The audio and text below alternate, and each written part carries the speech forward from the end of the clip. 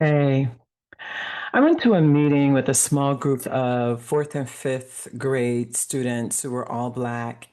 And I was just there to really understand what their experiences were with race at elementary school. They didn't know me and they were understandably skittish about like meeting with this person who was a stranger.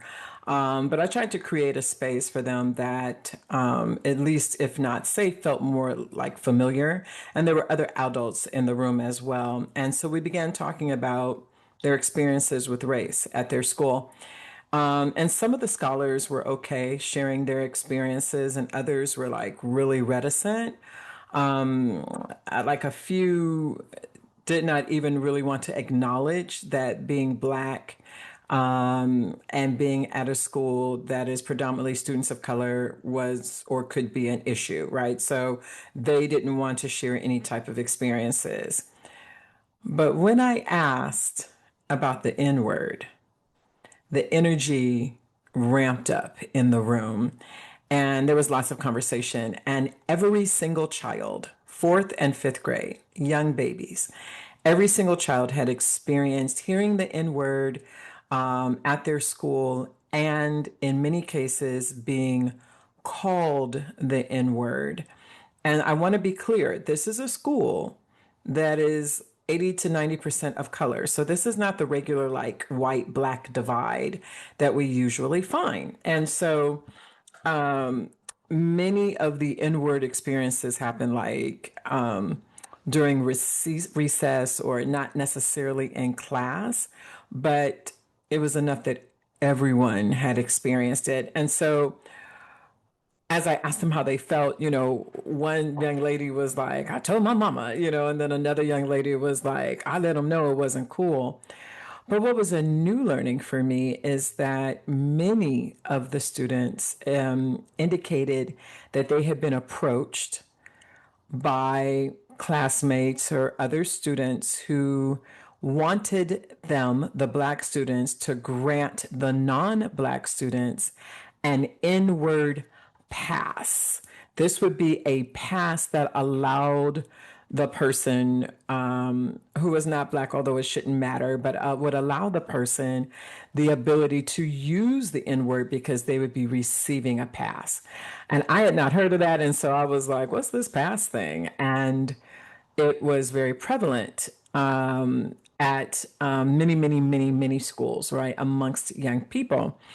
And so I immediately start to reflect on two things. Like the first thing is that there's evidence that you're not supposed to be saying it, right? Which is why you're then asking for a pass. So if you're not supposed to say the N word, then asking someone, hey, is it cool if I say it because you tell me that I can say it, further just demonstrates this necessity to continue using a slur that is negative and we know it's negative, but it's somehow okay. And the second thing that that brought up for me is that never have I ever heard someone going up to a Jewish student and being like, "Is it okay if I use an anti-Semitic slur? Like, if can you give me a pass?" Similarly, I'm not familiar with someone going up to someone in the LGBTQ community and saying, "Hey, can I just really say some slurs?" But it's something about the N word. It's something about the fact that this is a word that is used to denigrate Black students that somehow, even though people know we're not supposed to say it, somehow there's like, well, can you give me a pass so then I can say it to further create a system where you are uncomfortable. And all these students were uncomfortable. And I asked them, when they asked for a pass, what do you say? And they were vehemently like, we tell them no, but they say it anyway.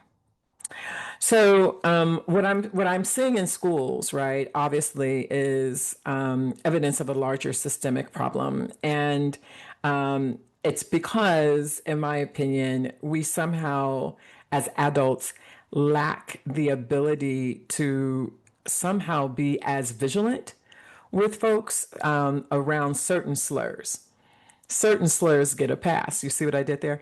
So you may have heard of the traditional greeting that is used by the Maasai tribe of Kenya. in Tanzania where they ask, instead of just saying like, how you doing? They ask, and how are the children, right? And this is because they value children in their community. And the response is supposed to be all the children are well, which would indicate that we are doing what we need to do to take care of our children, which of course is indicative of our future communities and our future generations. And so when I thought about this work that we do in schools and as educators and how we constantly talk about safety and creating conditions for learning, how can we create real conditions for learning when there's a segment of our population that has to go to school in the fourth and fifth and much younger, I'm being told, grades and still have to contend with the types of horrible language and behavior that we know should not be happening? How are the children? Are the children well? And if not, we need to do better.